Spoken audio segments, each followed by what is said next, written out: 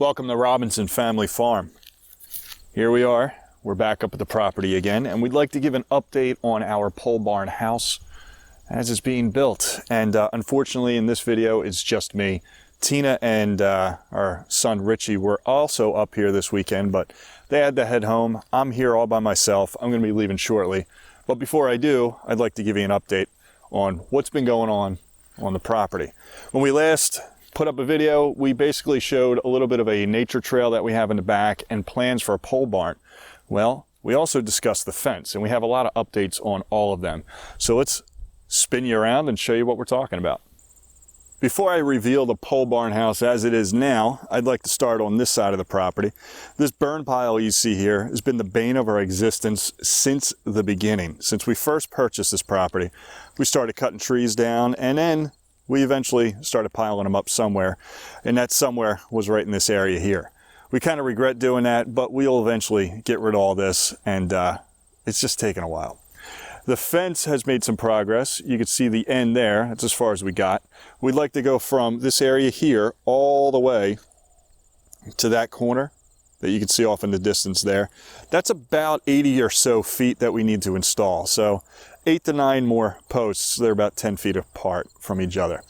This fence has been put together with nothing but me and Tina's fingerprints all over this thing.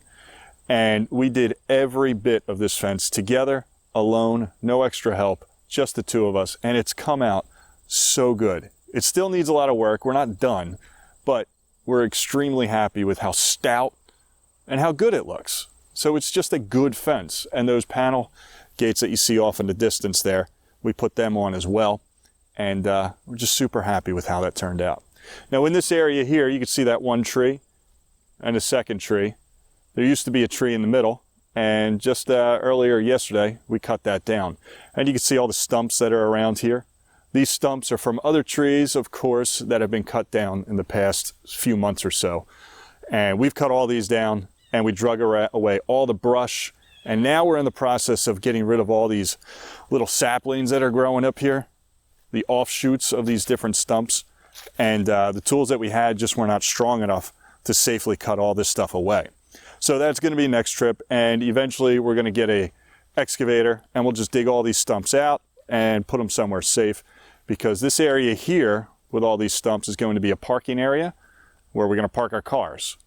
And down the line, when we get to that opportunity, there's going to be a greenhouse right in this area here between these two trees. The greenhouse is literally right outside of the main house. So now at this point, I want to show you the pole barn. The pole barn that we ended up with, as described, is a 30 by 50 pole barn. And this is going to become our home eventually. Right now it's just 2 doors, no windows. It's got a shell, roof, siding, the whole bit's done. And the inside still requires plumbing, electrical. The concrete floor's got to get poured. All that stuff is going to happen eventually. But again, a work in progress. And we are extremely happy with how this turned out. This is a dream come true for us. And we've been working so hard for so long to make something like this happen. And here we are. We finally have our retirement home standing on its own. We're not going to be in a shed. We're not going to be in a tent. We have a home that's going to be 1,500 square feet. And the layout of this was described in previous videos, but basically a mudroom, a big pantry off the kitchen, 2 bedrooms, a closet that can be shared by both, of course a good sized bathroom, and an open concept between the living room, dining room, and kitchen, all on the one side. So we have 2 doors installed at the moment, a front and a back door. It was actually a lot of fun to go to the store and pick out the door that we wanted, the door handle, the exterior door, all that stuff was just a lot of fun to pick out with Tina. And I'm going to take you inside now. And again, it's not much to look at on the inside because it's just a bare frame. And let's see what it looks like. The lighting might need to be adjusted in the video. Let's see how it turns out. But now we're on the inside. Well, that's not too bad. So 6 by 6 posts. All right, here's one here. And this is all going to become our home. At the moment, you could see lighting coming in from the floor and up above by the soffit and fascia. But all that is going to get fixed when we insulate this and close it in for good. And as of right now, the only thing that's really in here is our temporary camping shower. I got a tankless water heater designed for outside, got a battery to run the pump, and we have a water cooler bottle for water source. This shower has made this place way more livable and enjoyable, and just having a hot shower is game-changing for us. It's just amazing how this worked out. Before, it would be struggling to take a shower and keep clean as best as we can. Didn't always work out, but this definitely helps. This is definitely a good thing. And that tankless water heater, I got this from Amazon. And if you're looking for something similar, completely recommend this. It's the Camp Lux, I think that's how you say it, Outdoor Life shower. It has a knob for the water supply, like how fast the water comes out, how much it pumps all at once. And it has a temperature setting here. And it's all rigged off of this one button on the shower head. If I were to hit this, the propane would kick in automatically and start heating up the water itself. It's all just pressure sensitive. I don't have to do a thing besides just turn the water on. The pump does need a 12-volt battery, and I just screwed that in there. Hopefully it shows up okay. Screwed that on the wall, on the 6x6, and then we put a battery on the floor, just some alligator clips. So you could see the front door there on the left and the rear door on the right. In this area here, right off the front door is going to be the mudroom. You're going to have the living room after a wall. And then off to the right of the sliding glass door is going to be the refrigerator. And then the kitchen along this wall. Eventually we get to another wall I got to frame in, and the pantry will be in this corner. And then the bathroom after the pantry. And then bedroom number 1 in this corner with a closet. And then bedroom number two, ultimately butting right up against the mudroom. So the mudroom will have a wall, which will be shared with the second bedroom. Everything else is going to be open. And at one point, we toyed with the idea of having exposed trusses. But now that we're looking at it and seeing it completely finished, at least from the builder's point of view, we're thinking about just doing drywall, make a regular traditional ceiling, and using above these trusses as a little bit of an attic space. Might need to be reinforced, but I can do a load-bearing wall for all the walls I do to help that make that even stronger, so we can use the upper portion of this unused space as storage. And it just seems like a good idea.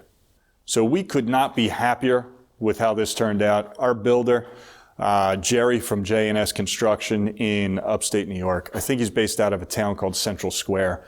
If you're in upstate New York and you're looking for a reliable builder that does an extremely perfect job, easy to talk to, just a regular guy who knows exactly what he's doing and he's willing to work with you, I can recommend a company called J&S Construction.